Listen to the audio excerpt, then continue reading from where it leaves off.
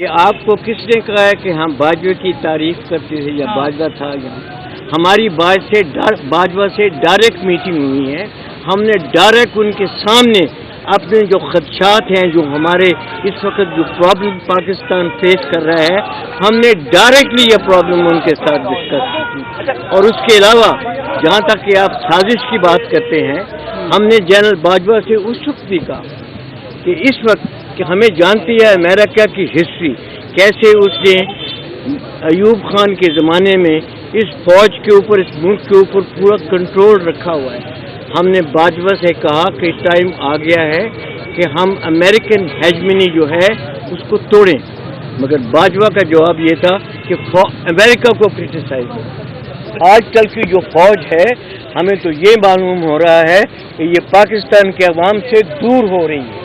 پاکستان کے عوام اور فوج کے درمیان اتنا فاصلہ ہو گیا ہے کہ یہ ایک نہایت خطرناک سچویشن میں ہم پہنچ گئے ہیں. جنرل باجوہ کے زمانے میں ہمیں جی ایچ کیو بلایا گیا تھا اور جی ایچ کیو میں ہماری بڑی لمبی میٹنگ ہوئی.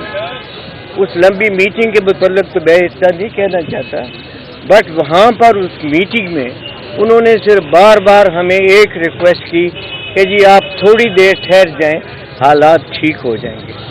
ہم نے صبر کیا.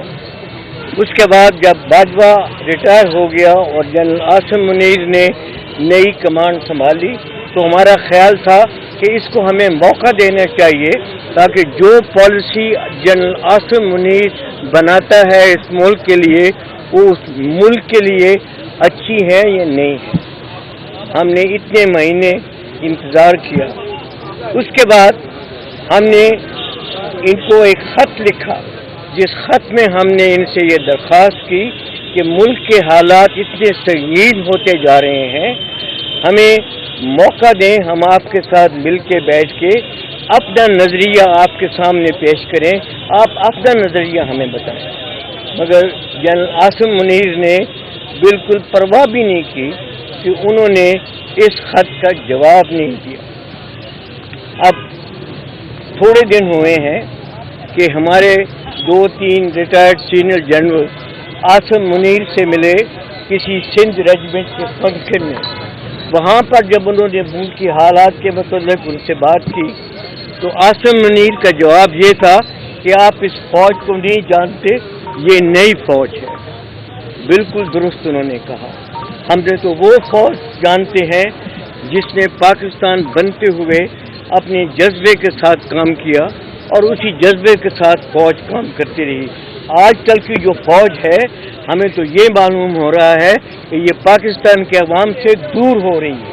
پاکستان کے عوام اور فوج کے درمیان اتنا فاصلہ ہو گیا ہے کہ یہ ایک نہایت خطرناک سچویشن میں ہم پہنچ گئے ہیں. And the earlier we remove this, the better it is for Pakistan. اس کے علاوہ 2-3 اور چیزیں جو ہیں وہ ہم سمجھتے ہیں بہت ضروری ہیں. عمران خان نے تو جب اس کی حکومت ڈسمس ہوئی تو اس نے کہا کہ یہ سازش ہے. بیسیکلی یہ سازش اب نہیں شروع ہوئی. یہ سازش جو تھی، یہ right from the creation of Pakistan. General Shamshad صاحب بتائیں گے کہ کیسے لیاقت علی کے زمانے سے سازش شروع ہوئی، جس میں امریکہ نے پاکستان کے اوپر اپنی پالیسیز مسلط کرنا شروع ہوئی. اس کے بعد ایوب خان نے اس جو تھی امریکن ہیجمنی، اس کو اتنا مضبوط کیا کہ اس زمانے سے لے کر آج تک جو بھی پالیسیز پاکستان میں بنتی ہیں، یہ امریکہ کی مرضی سے بنتی ہیں، ان کی خواہش سے بنتی ہیں. A time has come when we have to break these shackles of the American hegemony over this country. اس کے علاوہ جو مین چیز ہم اس وقت کہنا چاہتے ہیں وہ یہ ہے کہ یہ اس وقت پاکستان کا ڈیفائننگ مومنٹ ہے. اگر قوم اس وقت کھڑی نہ ہوئی تو یہ قوم جو ہے، یہ ملک جو ہے، یہ تباہ ہو جائے گا. ہم نے اس ملک کو بنتے دیکھا ہے. ہمارا जिस जज्बे के साथ ये मुल्क पैदा हुआ, हमने वो जज्बा देखा है और हम खामोश नहीं रह सकते इस मुल्क की तबाही को देखते हुए।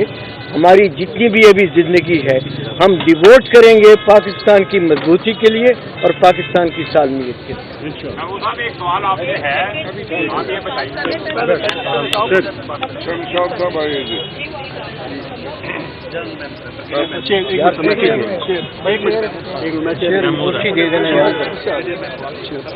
बिस्मिल्लाहिर्रहमानिर्रहीम। पीछे ये चेयर है सर, ये चेयर पीछे।